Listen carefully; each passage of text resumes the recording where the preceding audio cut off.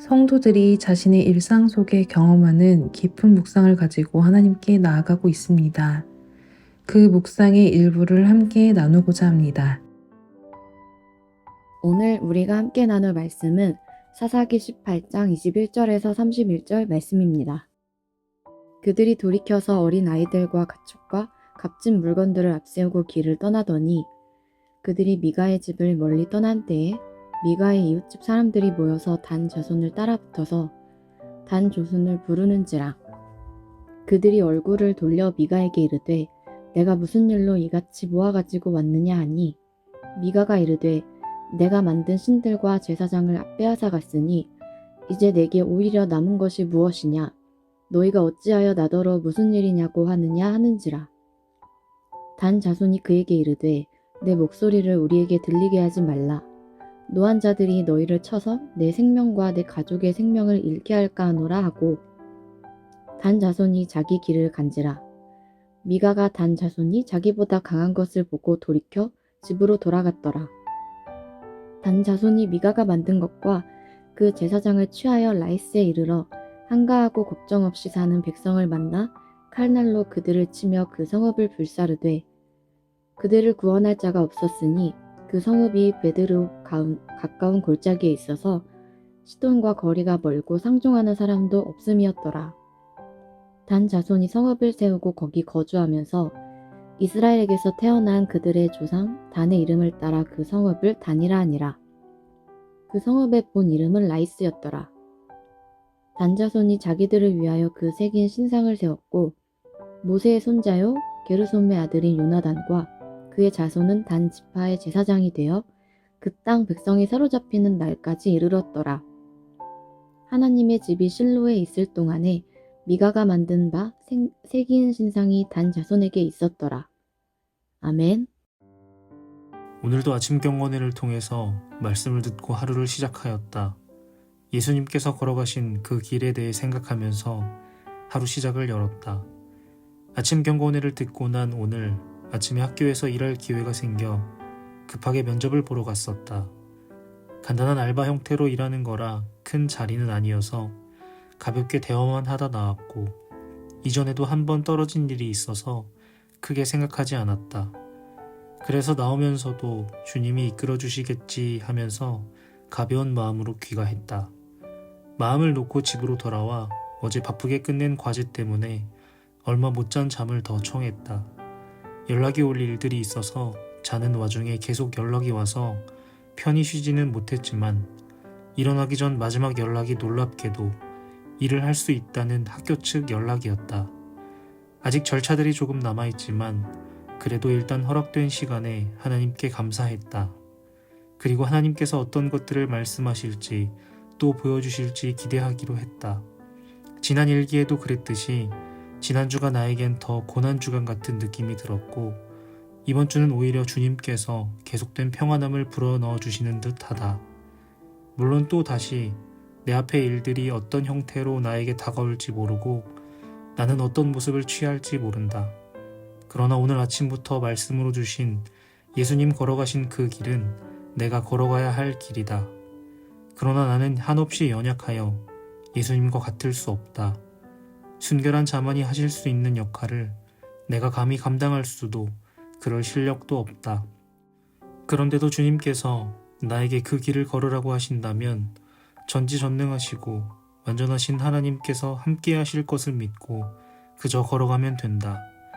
발걸음을 옮기면 된다. 매일같이 몰려오는 두려움에 무너지고 넘어지더라도 다시 일으켜 세워주실 하나님 손만 놓치지 않으려고 애쓰면 된다.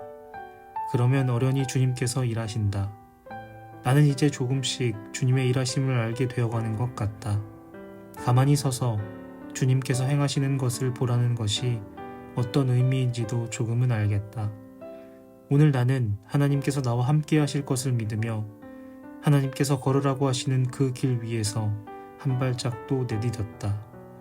앞으로도 더 그렇게 가보자고 말씀하시는 것 같았던 오늘 또 다시 순종하는 자녀가 되겠다는 고백과 그렇게 이끄실 하나님만 믿기를 다짐하며 하루를 마친다. 반갑습니다. 오늘 사사기 18장 21절부터 31절까지를 중심으로 깊은 묵상이라는 제목의 말씀을 함께 나누겠습니다. 어제 본문에서 단 지파의 사람들은 미가의 집에 있었던 레위인 제사장을 사실상 영입했습니다. 당신이 한 사람의 집에 제사장으로 있는 것보다 이스라엘의 한 지파, 한 족속의 제사장이 되는 것이 당신에게 훨씬 좋은 거 아니냐. 그러니까 이번에 우리와 함께 가자.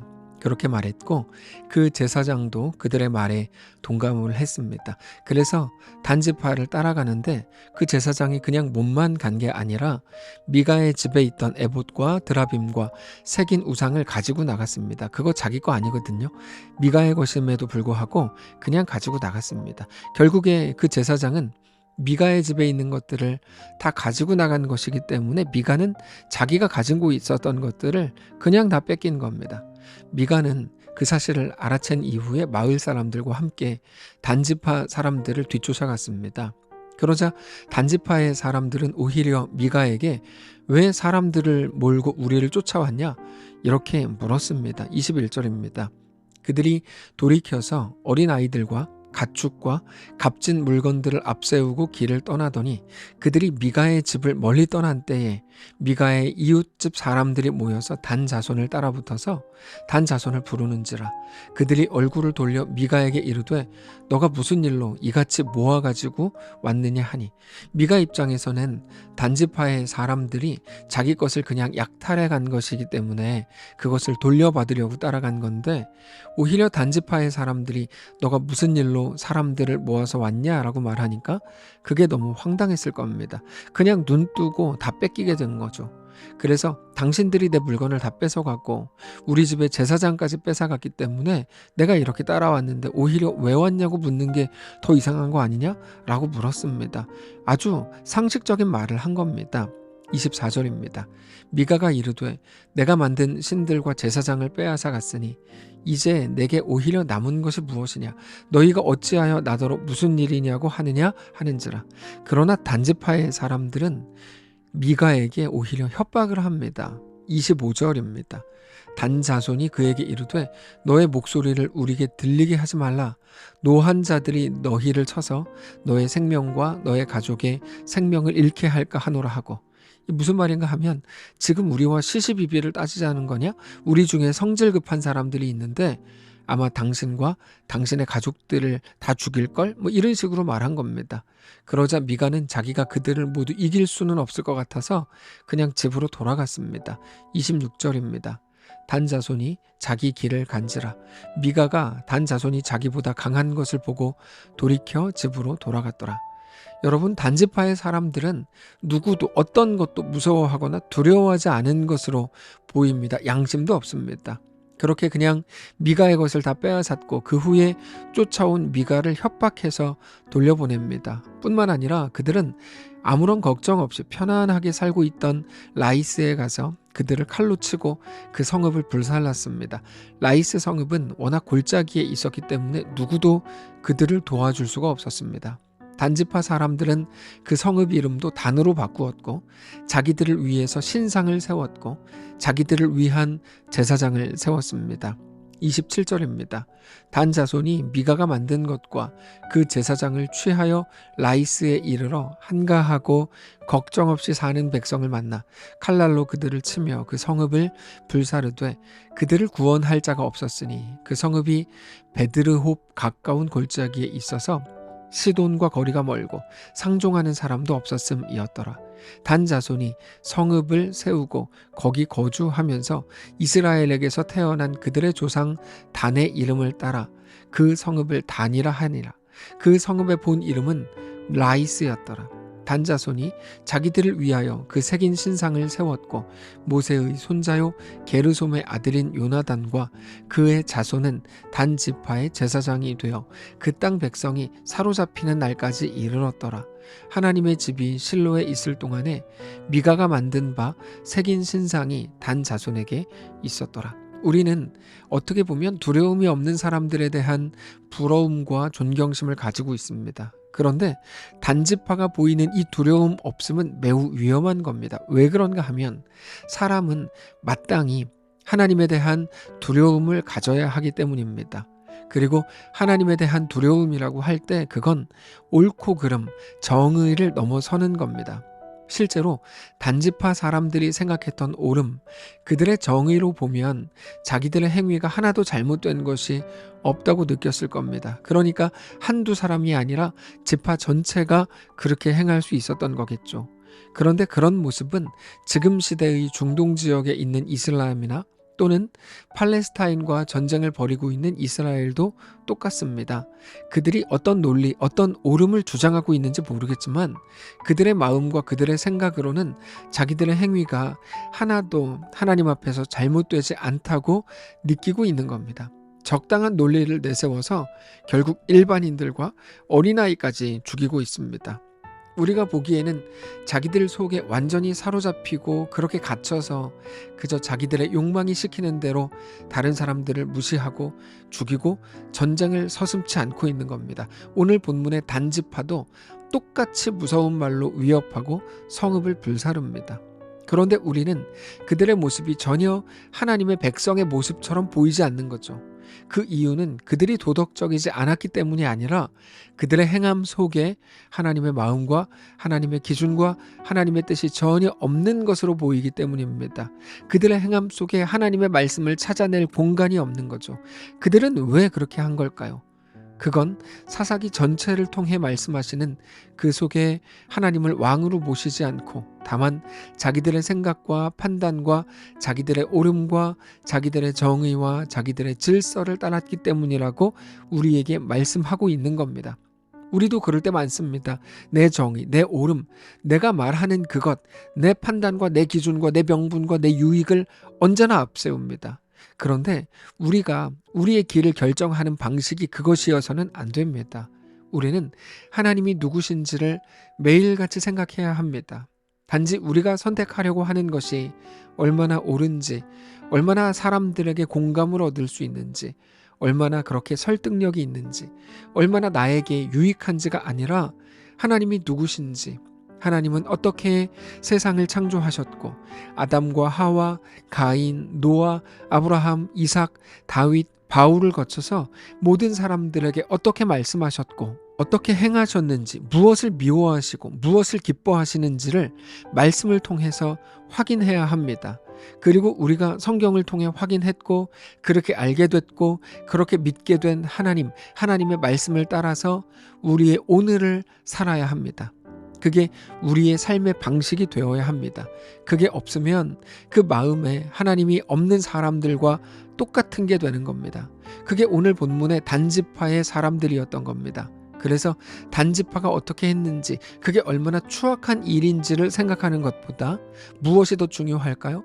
내 마음속에 하나님이 누구신가 하는 것에 대한 깊은 고민이 있는지, 하나님이 어떻게 말씀하셨는가에 관한 묵상이 있는지, 나의 하나님은 어떤 분이고 나는 누구인지에 관한 반복되는 생각들을 가지는 것이 오늘 우리를 가장 유익하게 하는 겁니다. 사랑하는 성도 여러분, 오늘 우리 하나님을 그러므로 더 깊이 묵상하게 되시기를 원합니다. 누가 옳다, 누가 틀렸다, 나는 이 길로 가야 된다가 아니고 우리 하나님이 누구신지를 우리는 더 많이 생각해야 합니다. 그 마음에 하나님이 없는 것, 하나님을 마음에 두기를 거부하는 것, 싫어하는 것, 그것을 두고 성경은 죄다 이렇게 규정합니다. 그리고 그 죄는 우리를 언제나 당장의 유익, 당장의 명분, 당장의 감각을 따르게 만듭니다. 나중에는 내가 하나님을 잘 따를 건데 지금은 급한 일이 있어서 나중으로 미루겠다라고 말하게 합니다. 우리의 삶의 방식이 그러나 오직 하나님을 아는 지식에서 결정되시기를 원합니다. 나의 어떠함, 나의 감각이 아니라 나의 명분이나 나의 유익이 아니라 오직 하나님의 백성의 삶이 우리 속에서부터 회복되고 그렇게 우리 마음속에 우리 하나님이 주시는 진정한 평안으로 가득 채워지시기를 주님 이름으로 축복합니다. 기도하겠습니다. 살아계신 하나님, 하나님만 우리 왕이요 전부이신 것을 고백합니다. 하나님이 누구신지 더 많이 묵상하고 싶고 하나님이 어떤 분이신지, 나는 누구인지, 하나님은 나에게 무엇을 지속적으로 말씀하시는지를 의지적으로 더 깊이 생각하기를 원합니다. 우리와 함께 하시옵소서. 그렇게 하나님의 백성으로 이 땅을, 하나님의 자녀로 우리의 삶을 살아내는 우리 모두가 되게 하시옵소서. 감사드리며 살아계신 우리 주 예수님의 이름으로 기도합니다. 아멘. 사랑하는 성도 여러분, 하나님께서 오늘 하루를 우리에게 허락하셨습니다. 믿음으로 우리 주께 나아가시기를 원하고, 어떤 자리, 어떤 형편 속에 있을 때라도 하나님을 더 사랑하고 하나님과 믿음으로 동행하는 귀한 날 되시기 바랍니다. 내 건강 문제가 해결되고 경제적으로 풍성해지고 내 직장에서 주변 사람들에게 인정받고 승진하는 것이 은혜가 아니라 지금 현재의 어려움이 닥치더라도 하나님의 인도하심에 나를 맡겨드리는 것이 진짜 은혜임을 매 순간순간 느끼며 살아가야 함을 다짐해 본다. 다른 이가 세워놓은 표대가 멋있어 보여서 남의 것을 바라보고 달린 느낌이다. 제대로 가고 있다고 생각했는데 어느 순간 이탈해 있고 또 어떨 때는 거꾸로 가고 있다. 그럼에도 감사한 것은 이렇게 멈추는 시간을 허락하시고 다시 한번 예수님을 생각하게 하시는 거다. 내 형편을 가장 잘 아시는 내 아버지가 나에게 가장 좋은 것들로 허락하실 텐데 왜 보이지 않을 때는 그것을 믿지 못하고 끊임없이 불안해하고 두려워하며 괴로워하는 걸까? 아니 왜 하나님이 내 아버지이신 것 그 자체에 소망을 두지 못하는 걸까? 그런데 한편으론 긴장이 된다. 나를 어떤 사람으로 만드시려고 이러시나, 얼마나 깎으시려고 그러시나 하는 생각이 들면서 말이다. 그래도 잠잠히 묵상하면서 기대해 보기로 했다. 하나님이 하실 일은 어차피 다 옳다. 나는 한없이 연약하여 예수님과 같을 수 없다. 순결한 자만이 하실 수 있는 역할을 내가 감히 감당할 수도 그럴 실력도 없다. 그런데도 주님께서 나에게 그 길을 걸으라고 하신다면 전지전능하시고 완전하신 하나님께서 함께 하실 것을 믿고 그저 걸어가면 된다. 발걸음을 옮기면 된다. 매일같이 몰려오는 두려움에 무너지고 넘어지더라도 다시 일으켜 세워주실 하나님 손만 놓치지 않으려고 애쓰면 된다. 그러면 어련히 주님께서 일하신다. 아무 죄 없이 예수님께서 순종으로 걸으셨던 고난의 길을 향해 죄 많고 연약한 나도 감히 따라 걸어보려고 한다. 억울한 일 당하지 않으려 머리 쓰고 애쓰던 걸음을 멈추고 하나님만 향해 한 걸음 한 걸음 뚜벅뚜벅 걷는 신자가 되길 기도한다.